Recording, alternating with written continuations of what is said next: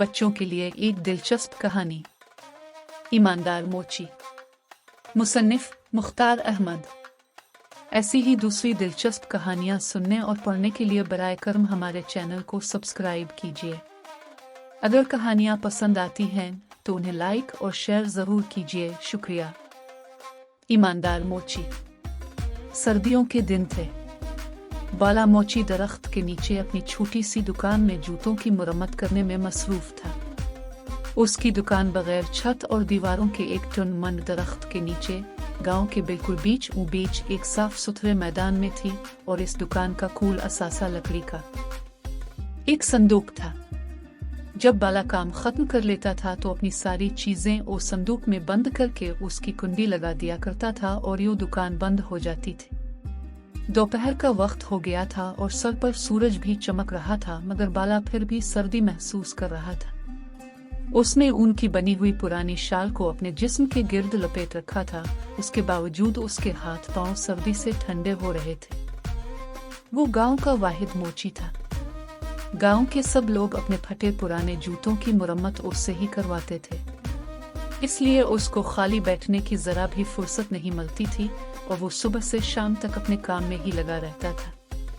बाला था तो गरीब आदमी, मगर उसमें लालच नाम को भी न था। उसे इल्म था कि गांव के लोगों की आमदनी ज्यादा नहीं होती और वो बड़ी मुश्किल से अपनी गुजर बसर करते हैं। बाला गांव के दूसरे लोगों की तरह ही अनपढ़ था, मगर उसको गांव वालों की गुर्बत का एहसास था, इसलिए वो उनसे जूतों की मुरम्मत के ज्यादा पैसे नहीं लेता था। ऐसा भी नहीं था कि उसको जूतों की मुरम्मत के बदले रकम ही मिलती हो। गांव के कुछ लोग तो इस खिदमत के इवज़ उसे मुर्गी, अंडे, गंदुम, सब्जियां और गुड़ वगैरह भी दे जाते थे। एक दफा उसने गांव के एक आदमी के 2 बच्चों के नए जूते बनाए थे, तो उस आदमी ने उन जूतों के बदले उसे एक बकरी दे दी थी। इस बकरी की वजह से बाले और उसके घर वालों को दूध की आसानी हो गई थी। वो अपनी बीवी और 2 बेटियों के साथ गांव में रहता था। घर चलाने के लिए उसे सख्त मेहनत करना पड़ती थी। उसकी बीवी एक बहुत अच्छी और मेहनती औरत थी। वो जूतों में काम आने वाला चमड़ा रनने में बाला का हाथ बटाती थी और उसके साथ साथ वो गांव के जमींदारों के खेतों में भी काम करती थी, जिससे उसे कुछ पैसे मिल जाते थे। दोनों की इस जदोजहद के नतीजे में घर की गाड़ी चलती थी। उनकी दोनों बेटियां अभी छोटी थीं और गांव के कच्चे मदरसे में पढ़ने जाती थीं। दोनों मियाँ बीवी उनको किसी काम में हाथ नहीं लगाने देते थे। बाला उनसे कहता था कि बस वो पढ़ती लिखती रहे। इसके बावजूद दोनों लड़कियां घर के मुख्तलिफ छोटे मोटे कामों में लगी रहती थी, जिसकी वजह से बाला की बीवी को बड़ी आसानी हो जाती थी। बाले के घर की एक मुद्दत से मुरम्मत नहीं हुई थी। उसके घर में 3 कमरे थे और उनकी छतें बोसीदा हो गई थी। बारिश होती थी तो पानी कमरों में टपकने लगता था। बाला ये सोच कर परेशान हो जाता था कि अगर सर्दियों में बारिशें शुरू हो गई तो क्या होगा। उसने पैसे जमा करना शुरू कर दिए थे ताकि बारिशों के होने से पहले ही घर की छतों की मुरम्मत करवा ले, मगर अभी उसके पास बहुत थोड़े पैसे ही जमा हुए थे। वो इस मकसद के लिए अब सूरज गुरूब होने तक काम में लगा रहता था, ताकि कुछ फाजिल रकम हासिल हो जाए जो छतों की मुरम्मत में काम आए। थोड़ी देर ही गुजरी थी कि उसकी बीवी उसका खाना लेकर आ गई। वो अपने साथ टीन का एक बड़ा सा डब्बा भी लाई थी, जिसमें उसने लकड़ियों से आग जला रखी थी। बाला बीवी को, खाने को और आग के डब्बे को देखकर खुश हो गया। बोला, बाली, खुश रह, तूने तो कमाल कर दिया। तुझे कैसे पता चला कि मुझे सर्दी लग रही है?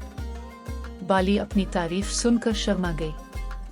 खुश होकर बड़े प्यार से बोली, बाले, जैसी सर्दी यहाँ है वैसी सर्दी घर पर भी है।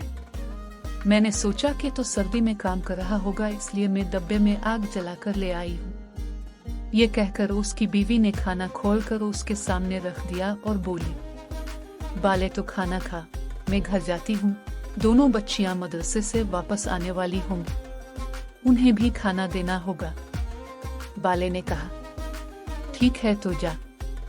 मगर बाली ये सुन ले कि तो मेरी खातिर बहुत तकलीफें उठाती है।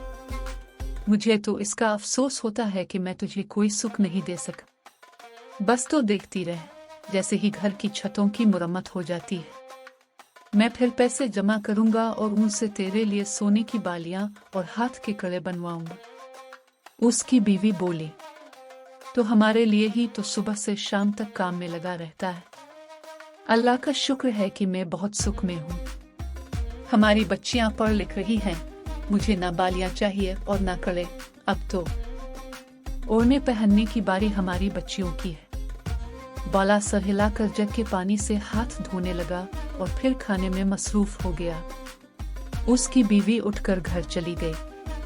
बाला जल्द ही खाने से फारिग हो गया और दोबारा काम में लग गया। ज्यादा देर नहीं गुजरी थी कि उसको दूर से बहादुर आता दिखाई दिया। वो बाला के करीब ही एक घर में रहता था और ईंटों के एक भट्टे पर मजदूरी करता था। उसके हाथ में एक थैला था। करीब आकर उसने वो थैला बाले के लकड़ी के संदूक पर रख दिया और खुद जमीन पर अलती पालती मारकर बैठ गया। बाले ने वो जूता जिसकी वो मुरम्मत कर रहा था एक तरफ रखा और बोला, बहादुर भाई कैसे आना हुआ? बहादुर ने धीरे से कहा, परसों दूसरे गांव से लड़के वाले शादी के लिए मेरी बड़ी लड़की को देखने के लिए आ रहे हैं, इसलिए जूते मुरम्मत करवाने के लिए लाया हूँ। लड़के वाले आएंगे तो इन फटे हुए जूतों में उनके सामने जाते हुए शर्म आएगी। उसने अपना पांव आगे करके कहा। बाले ने देखा उसने जो जूते पहने हुए थे वो इंतहाई बदनुमा और खस्ता थे। बाला ने खामोशी से वो थैला उठाया जिसमें बहादुर मुरम्मत करवाने के लिए जूते लाया था। ये जूते भी निहायत खस्ता हालत में थे। ऊपर का चमड़ा पुराना हो गया था मगर फटा नहीं था। उसने उन्हें पलट कर देखा तो दोनों जूतों के तले फटे हुए थे। बाले की तजर्बाकार उंगलियों ने जूतों के चमड़े को छूकर अंदाजा कर लिया था कि वो हिरन की खाल के बने हुए थे, जो निहायत नम, मजबूत और हल्की होती है। दूसरी बात जो बाले ने महसूस की वो ये थी कि हिरन की खाल के बने हुए जूते अगरचे हल्के फुल्के होते मगर ये जूते उससे कुछ ज्यादा ही वजनी लगे। उसने इस बात पर कोई ध्यान नहीं दिया। जब बहादुर ने जूतों में बाले का इन्हिमाक दिखा तो वो परेशान हो गया। उसको ये डर था कि इतने खराब जूते देखकर बाला उनकी मुरम्मत से इनकार न कर दे, इसलिए वो बड़ी लजाजत से बोला, बाले भाई जूते बहुत पुराने हैं, इनको मैंने घर में पड़े पुराने सामान से निकाला है। ये जूते मेरे दादा के थे और किसी जमाने में बहुत अच्छी हालत में थे। दादा के इंतकाल के बाद मेरे अब्बा ने पहन पहन कर उनका ये हाल कर दिया था। अगर बेटी की बात पक्की होने की तकरीब ना होती तो मैं कभी भी ऐसे फटे पुराने जूते लेकर तुम्हारे पास नहीं आता। बस ये समझ लो इज्जत का मामला है। बाला उसकी बात सुनकर रंजीदा हो गया। उसने कहा, ये जूते हिरन की खाल के बने हुए हैं और हिरन की खाल के जूते बहुत कीमती होते हैं। तुम्हारे दादा तो काफी पैसे वाले होंगे। बहादुर ने बड़े फख्र से कहा। वो बहुत बड़े जमींदार थे। इस गांव की बहुत सी जमीनें उन्हीं की मलकियत थी। उनके मरने के बाद मेरे बाप ने सारी जमीनें बेचकर उनके पैसे अपने दोस्तों पर उड़ा दिए थे। अगर वो संभल कर चलते तो हमारा ये हाल ना होता। उसकी शर्मिंदगी महसूस करके बाला ने उसकी तसल्ली के लिए कहा, तुम फिक्र मत करो, इन जूतों को तो मैं ऐसा कर दूंगा कि देखने वाले देखते रह जाएंगे। उसकी बात सुनकर बहादुर ने नजरें झुकाकर कहा, और बाले भाई एक बात और है, इनकी उजरत में बाद में दूंगा। अभी तो लड़के वालों के खाने का भी इंतजाम नहीं हुआ है। वो भट्टा जा मैं काम करता हूँ, अब मैं उसके मालिक के पास जाऊंगा। शायद वो मुझे कुछ रकम उधार दे दे और मैं खाने का इंतजाम कर सकूं। बाले ने कहा, देखो बहादुर भाई, जैसी तुम्हारी बेटी वैसी मेरी बेटी, तुम फिक्र मत करना। भट्टे का मालिक भले तुम्हें उधार दे या ना दे, मेरे पास चले आना, मेरे पास कुछ रकम मौजूद है। बारिश में छतें टपकने लगती हैं, उनकी मुरम्मत के लिए मैं रकम जमा कर रहा हूँ। मुरम्मत तो बाद में भी हो जाएगी। उन पैसों को तुम बस अपना ही समझो। तुम आराम से लड़के वालों की दावत का इंतजाम करना। बाले की हमदर्दी और मोहब्बत भरी बातें सुनकर बहादुर का दिल भर आया और उसकी आंखें नम हो गई। वो उससे दुआएं देता हुआ रुखसत हुआ।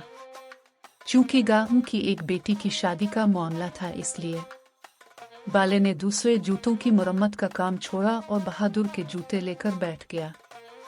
जूतों के तले तो बिल्कुल भी मरम्मत के काबिल न थे। वो न सिर्फ बुरी तरह घिस गए थे, बल्कि बीच में से 2 हिस्सों में भी तकसीम हो गए थे। बाले ने अपने लकड़ी के संदूक में से सबसे महंगे वाले तले निकाले। ये तले वो गांव के अमीर जमींदारों के जूतों में लगाता था। इसके बाद वो अपने काम में लग गया। शाम तक जूते तैयार हो गए थे। बाले ने उन पर बहुत मेहनत की थी और वो बिल्कुल नए लग रहे थे। उसने अपनी सारी चीजें लकड़ी के संदूक में बंद करके उसकी कुंडी लगाई और बहादुर के जूतों का थैला उठाकर घर की जानिब रवाना हो गया। इस पूरी कार्रवाई के दौरान उसके चेहरे पर अजीब से तासुरात थे और दबे दबे जोश के आसार थे और वो बहुत संजीदा नजर आ रहा था। उसके कदम तेजी से घर की जानिब बढ़ रहे थे। ऐसा मालूम देता था जैसे वो जल्द से जल्द घर पहुंचना चाहता हो। घर पहुंचकर उसने जूतों का थैला एक तरफ रखा। दोनों बच्चियां बाहर गली में दूसरे बच्चों के साथ खेल रही थी। बाली रात का खाना पका रही थी। बाले ने उसे आवाज देकर बुलाया। वो आई तो बाले ने उसे बहादुर के जूते दिखाए और फिर उसे पास बैठाकर चुपके चुपके उसको कुछ बताने लगा। बाले की बातें सुनकर बाली की आंखें हैरत से चमकने लगी थी। अपनी बात खत्म करके बाले ने अपने कुर्ती की जेब में हाथ डालकर पुराने कपड़े की एक पोटली खोलकर बाली को दिखाए। पोटली में बहुत सारे जगमग जगमग करते हुए हीरे और सोने की छोटी छोटी ईंटें चमक रही थी। उनको देखकर बाली हैरान भी थी और खुश भी। बाले ने कहा, अब हम बहादुर के घर चलेंगे। बच्चियां बाहर गली में खेल रही हैं, तो चूल्हे की आग हल्की कर दे। हम जल्दी वापस आ जाएंगे। थोड़ी देर बाद बाला अपनी बीवी बाली को लेकर बहादुर के घर पहुंचा। बहादुर घर पर ही मिल गया था और सख्त परेशान और फिक्रमंद नजर आ रहा था। उसने बाले और उसकी बीवी को इज्जत से बिठाया। उसकी बीवी और बेटियां भी उनके पास आकर बैठ गई थी। जब सब बैठ गए तो बहादुर ने बाले को बताया कि उसे भट्टे के मालिक ने पैसे देने से इनकार कर दिया है। उसने उसकी बेइज्जती भी की थी। वो उधार लेने के लिए हर वक्त मुंह उठाकर चला आता है। बाले ने कहा, बहादुर, अल्लाह बहुत रहीम और करीम है। अब मैं तुम सब लोगों को एक अजीब और गरीब कहानी सुनाता हूँ। ये कहानी सुनकर तुम सब बहुत खुश हो जाओगे। उसकी बात सुनकर बहादुर की बीवी और बेटियां उसे हैरत और दिलचस्पी से देखने लगी। बाली को तो बाला ये बातें पहले ही बता चुका था, इसलिए वो हैरान नहीं हो रही थी। बहादुर की समझ में कुछ भी नहीं आया था। वो मुंह खोले बाले की बातें सुन रहा था। उन सब की हैरानी और परेशानी देखकर बाले की बीवी मुस्कुरा रही थी। बाले ने कहना शुरू किया, बहादुर, तुम्हारे दादा बहुत अमीर आदमी थे। जब मैंने उनके जूतों की चीर फाड़ की तो उनकी एड़ियों में से ये चीजें निकली थी। उसने कपड़े की वही छोटी सी पोटली निकालकर सरकंडों से बने मोढ़े पर रख दी। सब हैरानी से उस पोटली को देख रहे थे। जब बाले ने वो पोटली खोली तो उसमें रखे हुए हीरे और सोने की छोटी छोटी ईंटें देखकर सब हैरान रह गए। बाले ने वो पोटली उठाकर बहादुर के हवाले करते हुए कहा, मेरा ये ख्याल है तुम्हारे दादा ने इस दौलत को चोरों और डाकुओं से महफूज रखने के लिए अपने जूतों में छुपा दिया था। इतनी सारी दौलत सामने पाकर बहादुर की हालत देखने से ताल्लुक रखती थी। वो फटी फटी आंखों से उस पोटली को देख रहा था। उसकी बीवी तो इतनी खुश हुई कि चीख चीख कर रोने लगी। जब थोड़ी देर बाद उन लोगों की हालत संभली तो बहादुर बाले के हाथ थाम कर रोने लगा। बाले भाई, तुम इंसान नहीं फरिश्ता हो। उसने कहा, तुम्हारा ये एहसान मैं जिंदगी भर नहीं भूलूंगा। तुम्हारे जैसा ईमानदार आदमी पूरे गांव में कोई दूसरा नहीं होगा। बहादुर, मैं तो इस बात पर खुश हूँ कि तुम्हारी बेटी के नसीब से ये दौलत तुम्हें मिली है। अब तो तुम इस गांव के बहुत अमीर आदमी हो गए हो। इन चीजों को फरोख्त करके उनसे मिलने वाली रकम से पहले तो बेटी की शादी करना, फिर कोई अच्छा सा काम शुरू कर देना। थोड़ी देर के बाद बाला और उसकी बीवी अपने घर जाने के लिए उठ गए। रास्ते में उसकी बीवी ने कहा, बाले, तुझे ये ईमानदारी किसने सिखाई है? तो चाहता तो उस कीमती खजाने को छुपा भी सकता था, किसी को क्या पता चलता। ऊन को बेचकर तो घर की छतें ठीक करवा सकता था, मेरे लिए सोने के जेवरात बनवा सकता था। हम अपनी बच्चियों को गांव के नहीं, पड़ोस के कस्बे में किसी अच्छे से स्कूल में दाखिल करवा सकते थे। बाला उसकी बात सुनकर हंसा, फिर सीना तान कर बोला, हमारे घर की छतों की मुरम्मत भी होगी, तेरा जेवर भी बनेगा और हमारी बच्चियां कस्बे के स्कूल में नहीं, शहर के स्कूल में भी पढ़ने जाएंगी। और ये सब मैं अपने हाथ के कमाए हुए पैसों से करूंगा। उसकी बात सुनकर बाली खिल उठी और बोली, मैं और मेरी दोनों बच्चियां बहुत खुश नसीब हैं। मुझे इतना अच्छा शौहर और बच्चियों को इतना अच्छा बाप मिला है। अपनी तारीफ सुनकर बाला शर्मा गया था। बीवी से इस शर्म को छुपाने के लिए झूठ मूठ के गुस्से से बोला, बाली, जरा तेज चल, मुझे भूख लग रही है, घर जाते ही खाना खाऊंगा।